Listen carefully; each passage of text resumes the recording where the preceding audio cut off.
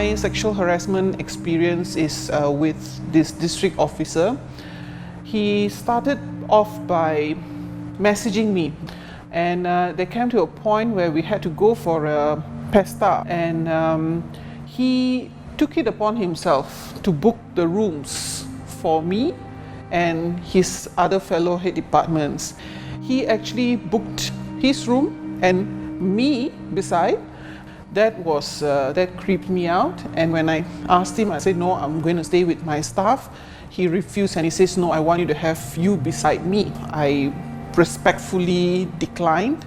Even then, I think didn't get the message, and he continued to message me. It got dirty in the sense that he would say, I want to kiss you. Just out of the blue, out of nowhere, I want to kiss you. This continued for years, even after I left the district. At that time, I was working with a travel, in a travel industry lah. So I went to this college, want to do a presentation on this place that I want to promote ba. So it's, then the person said, oh, why don't you, kau datang dulu tempat saya sini, we cerita-cerita dulu lah. The first meeting macam nothing lah, macam okay saja. Dia cakap, can you come and meet me nanti di tempat saya. Dan masa tu ngam-ngam, dia punya colleague semua ada di sana. So ada dia punya apron, ya. So saya punya, wow, saya pakai ni lah, saya mau cuba lah, saya mau pakai. Dia pakai the apron, he helped me to pakai di belakang. Dia datang dekat, I tell you, he comes so near, he ikat. Then I rasa line already. Okay. I say, okay, maybe we don't want to try the apron lah.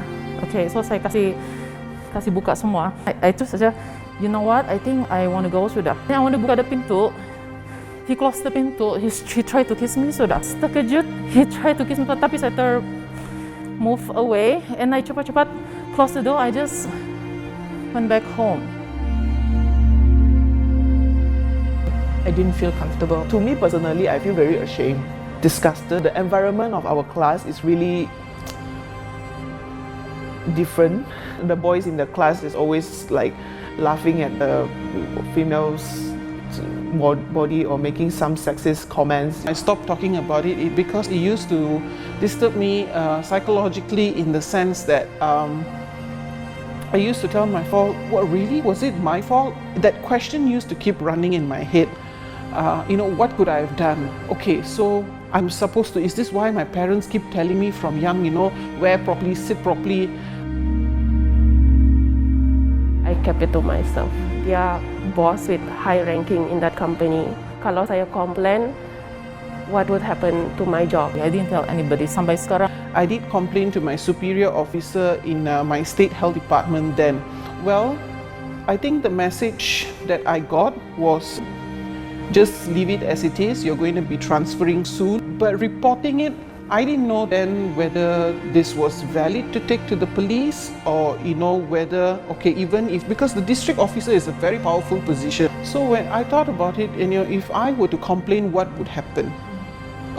Where does this go? Who would take action?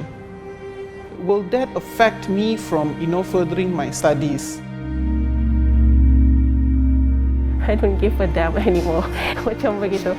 With what the society thinks, because it doesn't help me. Sharing this out today, I feel like I'm leveled up.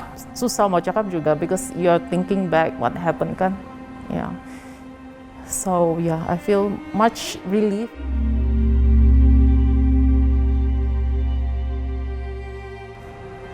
If you are sexually harassed, it is never your fault. Very important for us, men and women, to come forward and talk about this among your peers, so that everyone feels empowered and will say no. Bila kena sexually harassed, will say no. When one person says no, and then it affects another person to say no, and then it becomes a ripple effect. Then everyone in the society will say no to sexual harassment. Jangan takut, saya rasa kita semua rasa begitu juga, terutamanya bila saya pikir balik dan cakap pasal cerita saya sendiri, memang bergegar juga lah kan balik bercakap, tapi we want to build an environment where other survivors can share their stories and willing to take action about it, to speak up.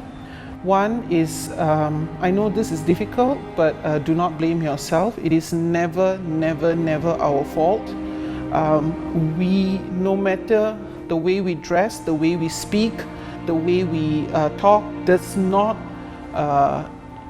invite or, should not be a reason why somebody else should think that they can make advances on us, sexual advances, or even use sexual innuendos on us.